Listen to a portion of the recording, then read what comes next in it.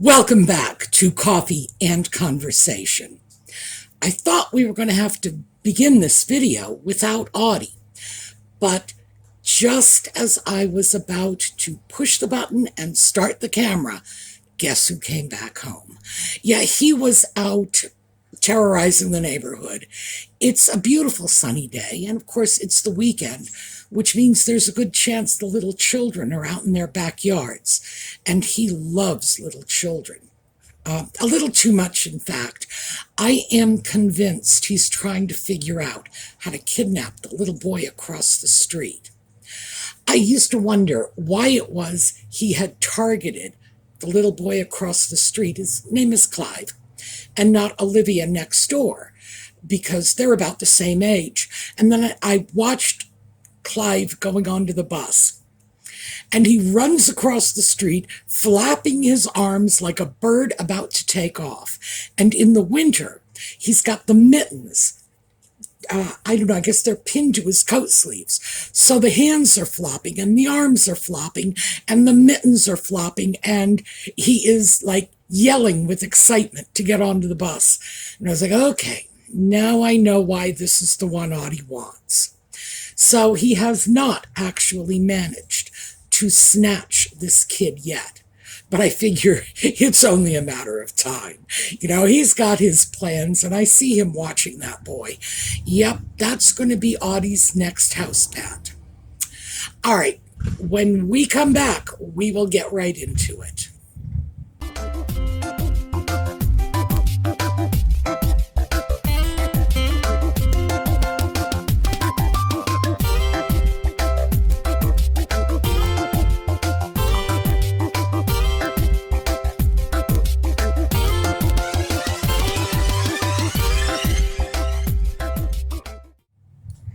So, let's start with scarf tying first.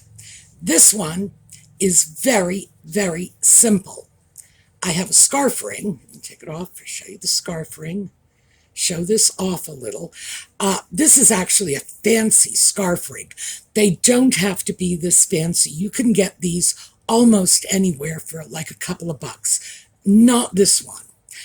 This one is an Hermes scarf ring. It wasn't really crazy expensive either, but for what it is, it was pricey. I think I paid a little over $100 for it, which is a good deal for this, but still, it's a lot of money to pay for a scarf ring. But I wear scarves, and I don't spend a lot of money on jewelry. My gosh, I'm sitting here and I'm doing my best to justify. Yes, I am justifying the purchase. Anyway, it doesn't have to be a designer scarf ring. Just a scarf ring, any ring. You could probably do this with the tab from a can of Coke. So, one side goes in from, in my case, it's going in from the left. In your case, it's going in from the right. The other side goes in, and bang. And then you just fiddle with it. All right. Yes, as you can see, he is here. You fiddle with it.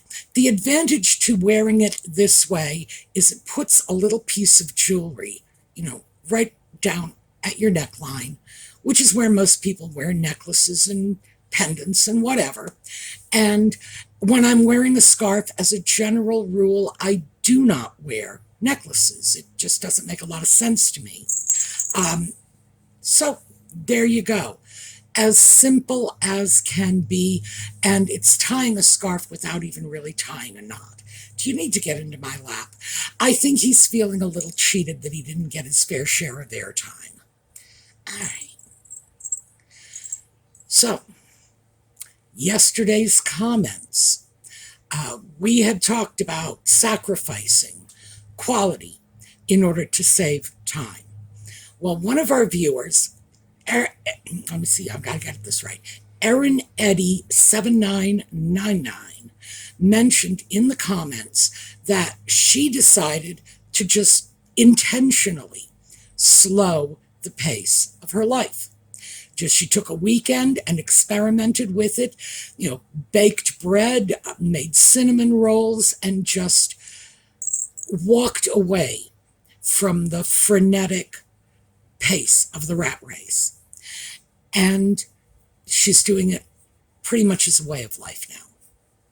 And I think there is a lesson to be taken from this. This is something we could all afford to do. Please do not headbutt that camera. Sorry. Here, say hi. I think there's a lesson we can all take from this. That yes, maybe we can and should slow down. You know, the old expression, stop and smell the roses. Well, yeah.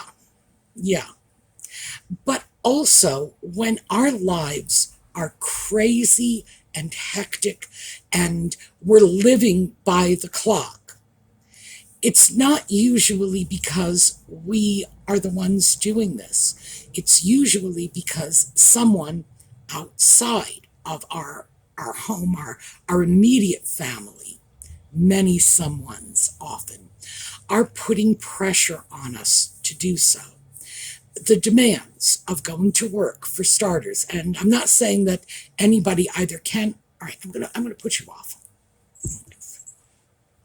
He's shedding, and of course he's also determined to be on camera, and I have cat hair in my nose. I'm not suggesting that anybody can or should just abandon their job or their financial security and let's just go live in the streets like a bunch of vagabonds. No. We're not teenagers. We can't just say, I'm going to go pack up and live at the beach. I'm not even sure teenagers can say it, and they do. But in general, I'm not sure they can pull that off as a lifestyle. For most of us, you hit a certain age, the responsibilities set in, and it's those responsibilities that are grabbing at our time. Here's the thing. There are a lot of things we think of as responsibilities that really aren't. Things that we can shunt to the side, maybe not permanently, but for a while, and take some time for ourselves. And doing so, as in Aaron Eddie's case, could open up a whole new world. Because if you stop, go through life at a slower pace, and if this is something you enjoy, you can really take a look at everything else that's going on in your life, make decisions about the pressures that need to be there. And we all have pressures that need to be there. I consider myself a person in a very unpressurized life, especially compared to what it was like years ago. But I do have a time constraint. I have 4 videos every week. They need to be put out on a schedule. That is a pressure. I have to go out grocery shopping because I have a cat who is going to complain vociferously if there is no cat food or cat treats in the house. And eventually I'll start complaining about the lack of food too. So that's something I have to do. But when I look at what I have to do beyond that, I start to realize that no, there's not a lot that I really must do. And as I say, I'm in a very low pressure lifestyle. So I consider myself very privileged when it comes to time management. Not having a lot of demands on my time, it's very easy to juggle the few demands I have. Other people do not have that luxury.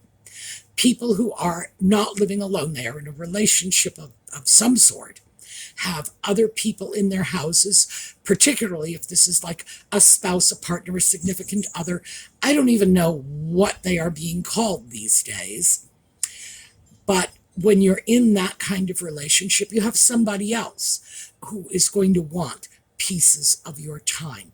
If you have children, well, children have to be prioritized. It's just the way it is. So, yes, that's going to make it difficult to rearrange your life to find a slower pace. But I do think most, if not all of us, could carve out a little bit of low-speed traffic lane for ourselves if we tried. Now, the benefits of this are, first of all, removing pressure from your life is incredible in terms of your mood and your mental health. It really is. It reduces stress. It reduces anxiety. Reducing stress and anxiety can improve your health. It can give you time to do things that are good for you. Remember, Arinetti was making bread and rolls, so homemade, unprocessed food. The kind of food with real ingredients, and you know what they are, and you don't need a degree in chemical engineering to understand the labeling of your package. No, it's like bread. There's flour. What is bread? Flour and water and yeast. I'm not a bread baker. I guess you could tell. But the food that you're making for yourself becomes wholesome, and that's something you can do for you. Get out, take a walk, enjoy the sunshine, get a little vitamin D. Again, for you. Take a long hot bath. There's nothing like a long hot bath for your mental health. I know. Says the woman who has not taken a bath in more than 20 years.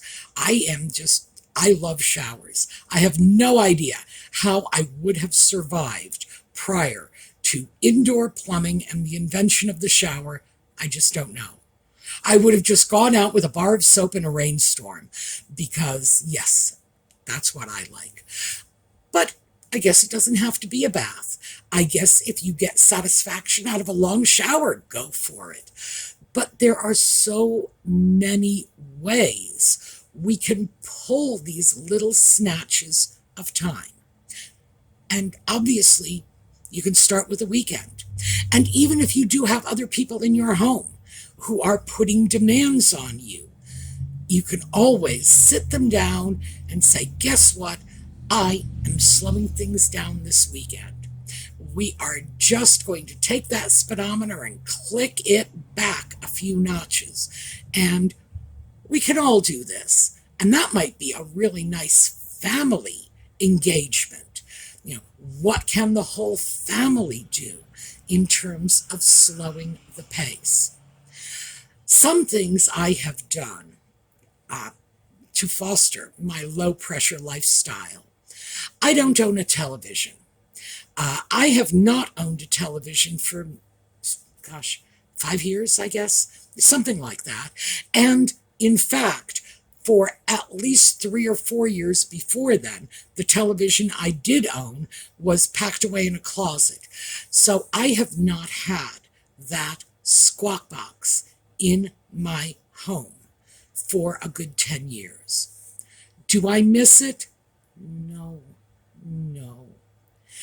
If I feel like I'm suffering from, like pop culture deprivation, not knowing what the new commercials are, I can just go to my doctor's office. She's got a television set there, and it's in the waiting room. I can just go to my doctor's office maybe 10 minutes early for my appointment. I get a chance to watch a few commercials. I get a chance to watch some daytime television, which only reminds me of what a good decision it was to get rid of that thing in the first place. Because believe me, when I was a kid, they were saying television was a vast wasteland. And today, whoa, I don't even know what it is. It's like bread and circuses. You just look at this and say, I should have brought a bag of peanuts to throw to the monkeys because this is craziness. I do not miss the television. I have a computer. I have a cell phone. Where is it? Here. cell phone. I was about to pick up the one that's sitting here on my computer, but I decided no, I don't want to touch that. It might jostle the camera. So I have many cell phones. There's no question but that I have access to the outside world if I need it. But I don't need that television. One of the things the television has done to me for like my entire life, well, excluding the last 10 years, so let me change that, the first 60 years of my life, one of the things the television did for me was set my schedule for me. Right down to the amount of time I schedule for these videos when it comes to airtime. I chose to do videos in half-hour blocks. I thought that's a good amount of time. Why? Because that's how television programming was scheduled when I was young. So you can see, even not having a television set, and when I started doing these videos, I had not had a television set for a good 5 years. Even then, it was still dictating the way I think about things like my YouTube broadcasts. I think about them in terms of a television show. It should be half an hour. There's something wrong with that. The idea that a squawk box that I no longer have is still telling me how to live my life. Wow. But when you were young, when I was young, I should talk in terms of me instead of assuming that you, like me, lived for, the Thursday night TV lineup, which I did when I was a child. When I was in school, my friends and I would talk about what television shows we watched the night before and which ones we were going to watch that evening. Craziness. I mean, we were children. We should have been jumping rope and climbing trees. Instead, we were talking about television. And the more time that goes on, the more we see things like juvenile obesity and children are not outside playing.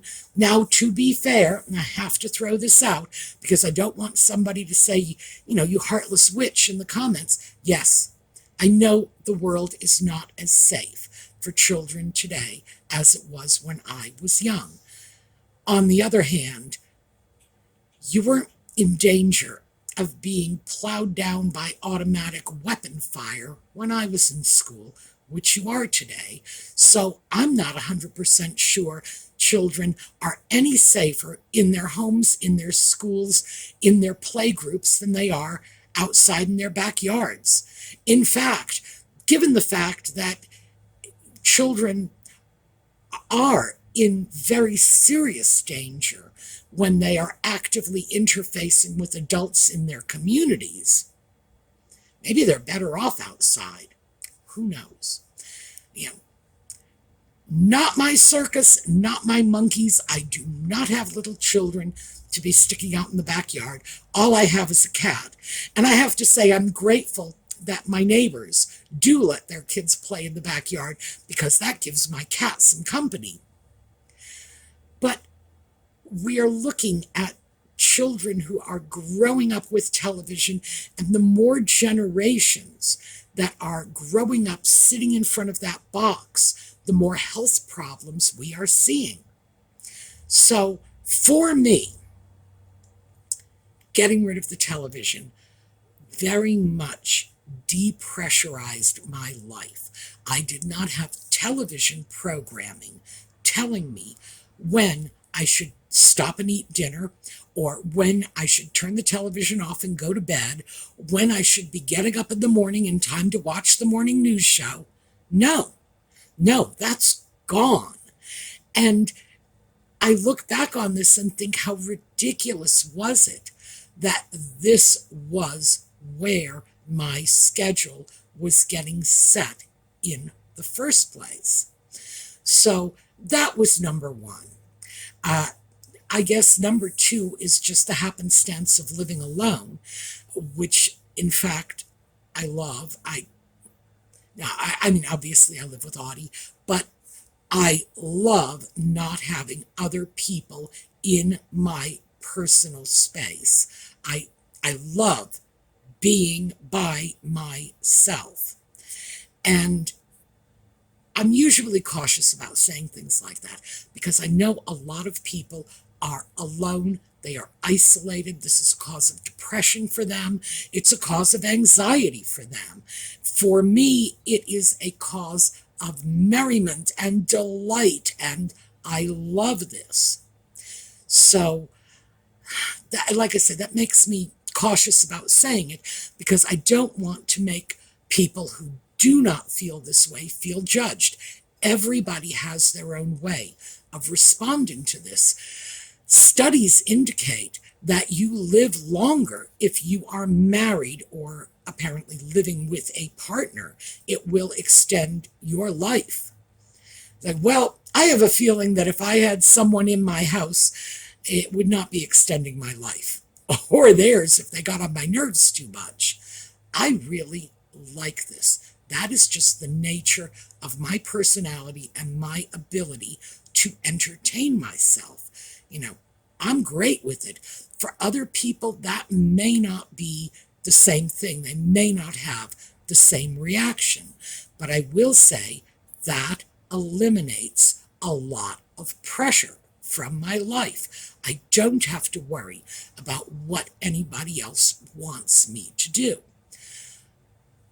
The cat, I know, this is crazy. The cat will wake me up in the morning or the middle of the night. He doesn't have a watch. I'm going to have to get him one because this nonsense of waking me up at 3 in the morning to play this is getting old. So yes, the cat does wake me up, but I can usually wrap my arm around him and persuade him to go back to sleep far more easily than I could a small child. So yeah, but of all of the things that have left me with a depressurized life, number one, absolutely the removal of the television. Number two, not having people in my space 24/7. I suppose I could manage to cope if I had people in my space some of the time, like 2 days on, 2 days off. I don't know. I'm not looking forward to anything like that. And that is not an invitation. But I suppose I could adjust and I would probably not be miserable because I am a sociable sort of person. I do like being around other people, just not all the time. That over the long haul really started to wear on me. And I don't know. That's just me.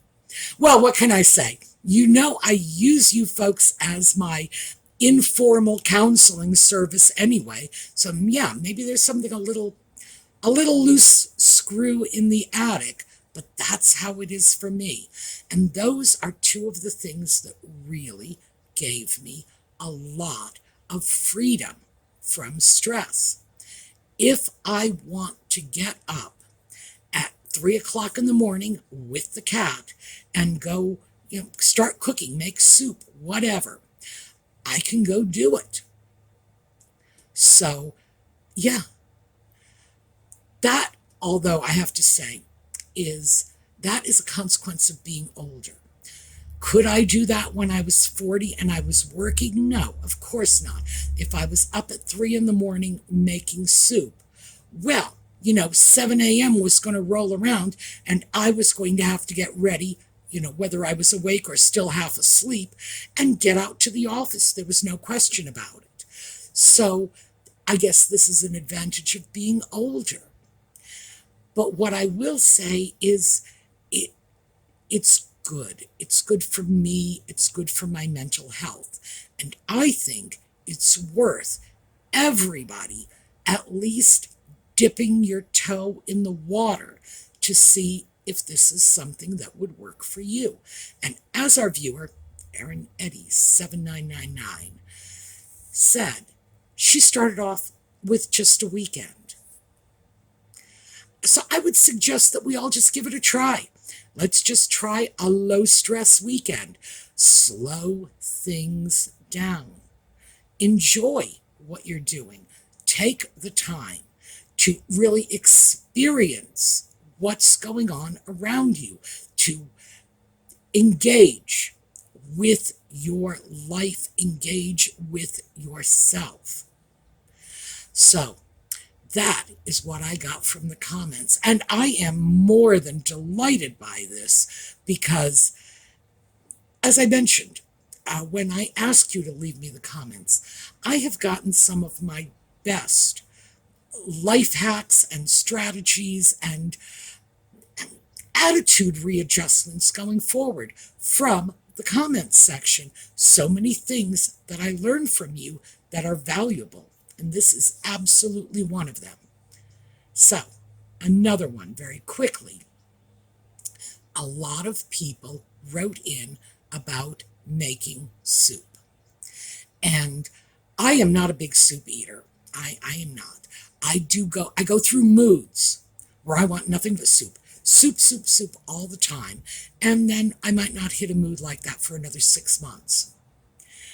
But when I was reading through the comments, I remembered that a few years ago, I put together a recipe. I think it was for a charity cookbook. I don't remember what it was for, but it was absolutely for publication because I put up, I'll show you what I put up. You're not going to be able to read it, but still, you're going to get a chance to see it. So I think it was like one of those community charity cookbooks. And it was a soup recipe. So what I am going to do is I'm going to include that recipe, which is super simple, in the video notes. It takes about 20 minutes, start to finish. It's very elegant. It's got 3 ingredients. And if you like garlic and mushrooms, you are going to love this soup. So here's the thing. It is garlic mushroom soup. And this is my own recipe. I say that with caution.